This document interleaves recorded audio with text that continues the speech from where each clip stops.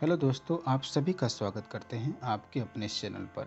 और आज की इस वीडियो में हम सभी जानने वाले हैं जीन पियाजे के बारे में और साथ ही साथ उनके संज्ञानात्मक विकास सिद्धांत के बारे में जानेंगे। जीन पियाजे स्विट्जरलैंड के एक मनोवैज्ञानिक थे जो बालकों में बुद्धि का विकास किस प्रकार से होता है यह जानने के लिए उन्होंने अपने स्वयं के बच्चों को अपनी खोज का विषय बनाया।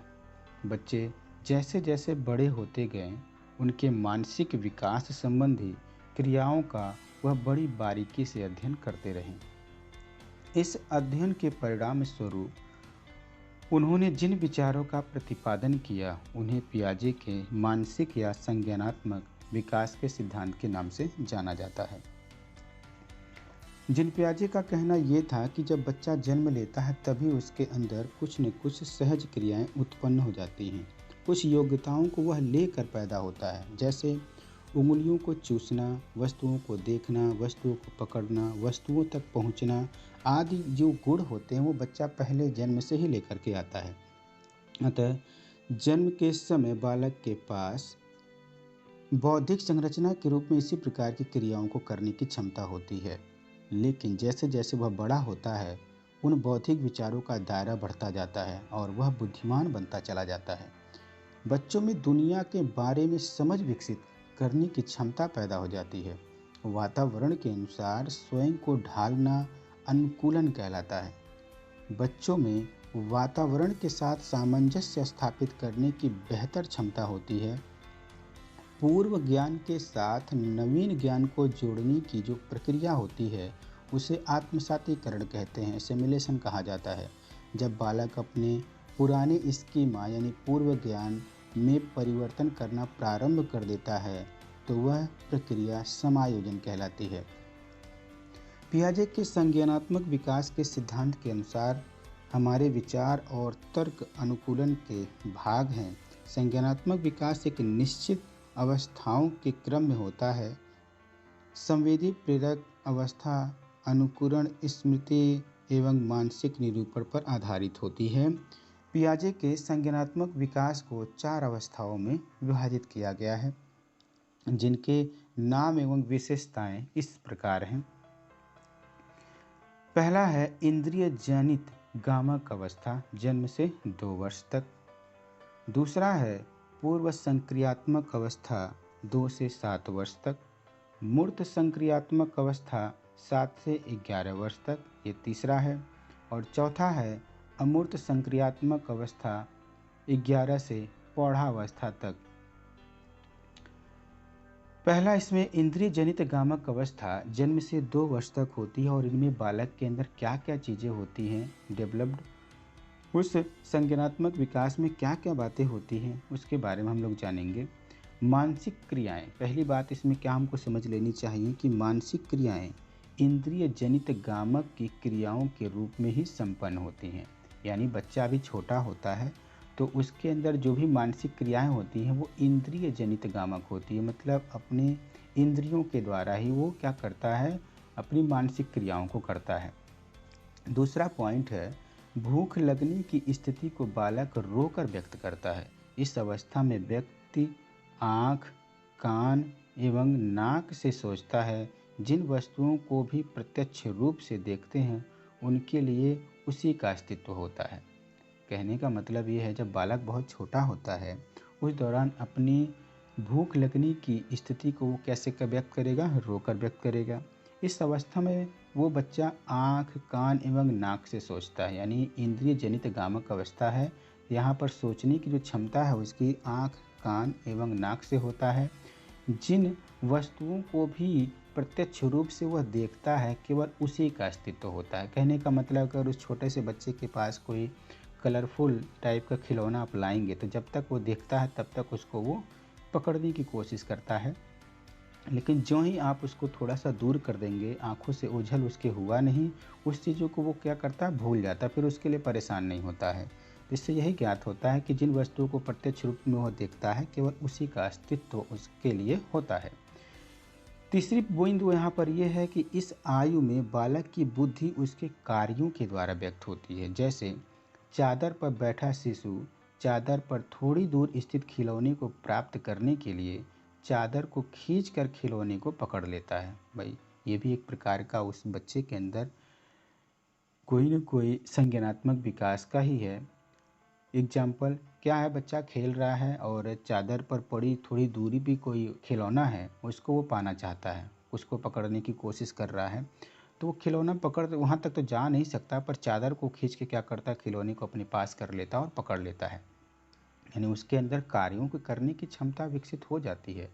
इस तरह वह अवस्था अनुकरण, स्मृति और मानसिक निरूपण से संबंध रखता है। इस तरह वह क्या करता है, इसी अवस्था के अनुकरण की से स्मृति यानी याददाश्त और मानसिक निरूपण से भी संबंध रखता है।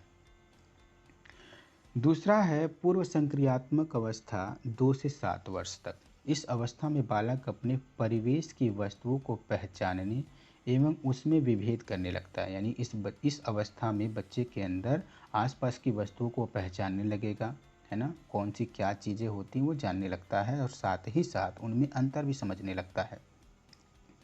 इस दौरान उसमें भाषा का विकास प्रारंभ हो जाता है।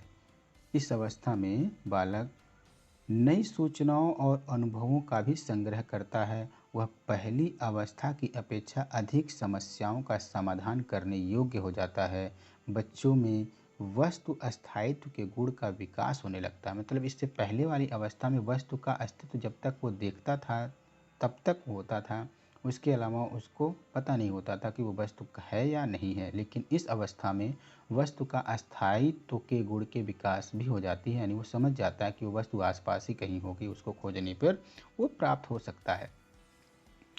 इसी के साथ आगे के क्रम में चलते हैं। तीसरी अवस्था मूर्त संक्रियात्मक अवस्था 7 से 11 वर्ष तक होती है। यानी ये जो मूर्त संक्रियात्मक अवस्था है जिन पे आ जाए कि वो वर्ष बच्चे के 7 वर्ष से लेकर के कहाँ तक, 11 वर्ष तक होती है। इस अवस्था में बालक में वस्तु को पहचानने का, विभेद करने का तथा उनका वर्गीकरण करने की क्षमता विकसित हो जाती है। विभेद तो कर सकता था इससे पहले वाली अवस्था में, लेकिन उसका वर्गीकरण करने की क्षमता उस अवस्था में नहीं होती है। दूसरा बिंदु आता है बालक चिंतन अब अधिकतम क्रमबद्ध एवं तर्कसंगत करने लगता है। इस अवस्था में बालक विश्वास करने लगता है तथा लंबाई बाहर के साथ साथ लंबाई के साथ क्षेत्रफल यानी अंक आदि के ऊपर चिंतन भी करने लगता है, चीज़ों को समझने लगता है। बालक में भाषा का पूर्ण विकास हो जाता है। बालक में तर्क करने की शक्ति उत्पन्न हो जाती है। ये बात बहुत ही इम्पोर्टेंट है। बालक में भाषा का जो पूर्ण विकास हो जाता है, साथ ही साथ वो तर्क करने की शक्ति उत्पन्न होती है। मतलब वो अपने गार्जियन से, अपने आसपास के लोगों से तर्क करने भी लगता है, ज़्यादातर बोलने लगता है, बातचीत करने लगता है।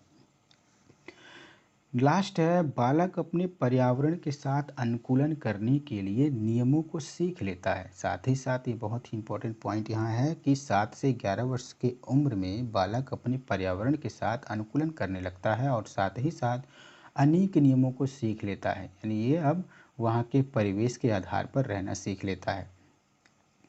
चौथा है औपचारिक या अमूर्त संक्रियात्मक अवस्था। मतलब जो चीज़ वो चीज़ें नहीं होती हैं प्रत्यक्ष रूप में से सामने, तब भी उस चीज़ को समझने लगता है। ये ऐसी अवस्था होती है, मतलब ये पूर्ण रूप से अब डेवलप्ड बालक है।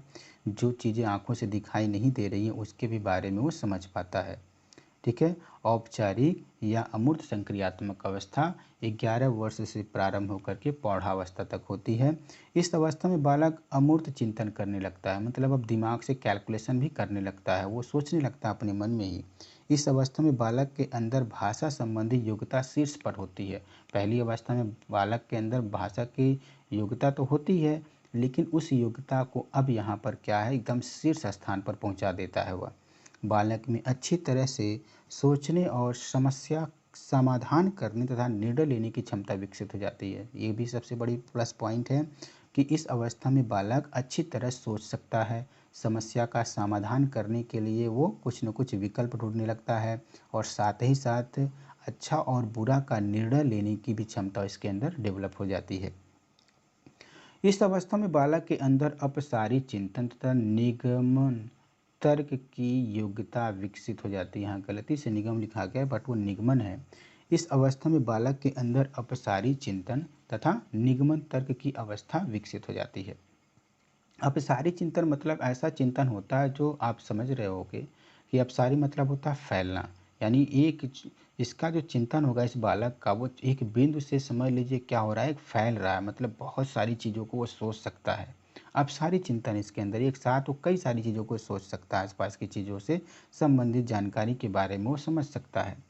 तो निगमन तर्क की भी योग्यता, यानी यहाँ पे अब क्या इसके अंदर इतनी बुद्धि आ जाएगी कि वो फार्मूले को डिराइव भी कर सकता है, निगमन कर सकता है।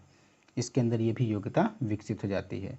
जिन पियाजे के चारों संज्ञानात्मक अवस्थाओं के बारे में थी, जो कि बहुत ही इम्पोर्टेंट है आपके इस टीचिंग एग्जामिनेशन के लिए और आए दिन ये एग्जाम में आता रहता है। तो हम सभी के लिए ये पढ़ना क्या है, बेहद ज़रूरी है। और आशा करते हैं ये वीडियो आपको बहुत ही पसंद आया होगा, और पसंद आए तो ज़रूर लाइक और सब्सक्राइब के साथ साथ वीडियो को शेयर करना ना भूलें। धन्यवाद।